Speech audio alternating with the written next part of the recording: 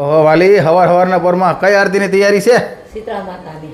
અચ્છા એવું છે સાતમ છે ને ભાઈ, આજે છે શીતળા સાતમ અને અહીંયા જો શીતળામાની આપણે બધી વ્યવસ્થા કરી દીધી છે. આ એમ તો નાગલા છે. આપણે બધા ગોરાણીમાં હોય ને બધા ત્યાં દર્શન કરવા જાય, પણ અહીંયા કોઈ હોય નહીં એટલે આપણે ઘરે કરી લઈએ છીએ. અચ્છા એવું છે. પૂજા. જો એની કુલર બનાવી છે અને કુલર ભાઈ મારી બહુ ફેવરેટ હો ભાઈ.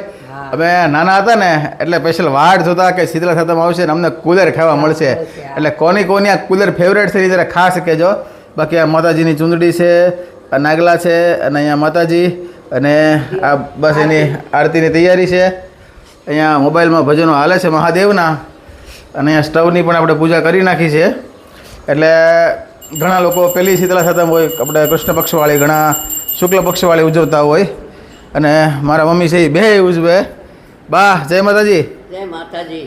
બા આપણે દેહમાં શું કરતા, કઈ રીતના ઉજવતા? તો અમે બહુ જ કુલર કરી બધા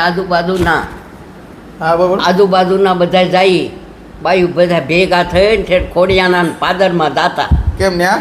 ત્યાં જઈ ત્યાં શીતળામાં હતા મોટા, અચ્છા એટલે ત્યાં જઈ ત્યાં બધા નાસ્તા પાણી કરી, ત્યાં રાસ લઈ, હા ત્યાં બધા માતાજીને આગળ લોટી હા બધા કીર્તન બોલી, ધૂન બોલી.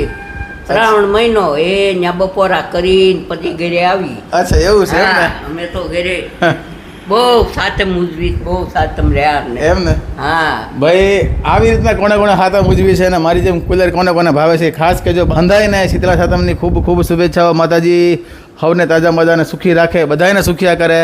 અને સાથે સાથે આજે આપણો 79th ઇન્ડિપેન્ડન્સ ડે પણ છે, આપણો સ્વતંત્રતા દિવસ. તો એની પણ હવને એમ કહેવાય કે ખૂબ ખૂબ શુભેચ્છાઓ. જય હિન્દ, જય ભારત, વંદે માતરમ. અને આપણા વ્લોગ આપણે ધીમે ધીમે લાવતા રહીશું, રોજ લોકો લાવીએ જ છીએ. તો વ્લોગ જોવાની મજા આવતી તો લાઈક શેર ફોલો કરી દેજો. બાકી મળીશું નવા વ્લોગમાં, ત્યાં સુધી હવ ડાયરાને રામે રામ.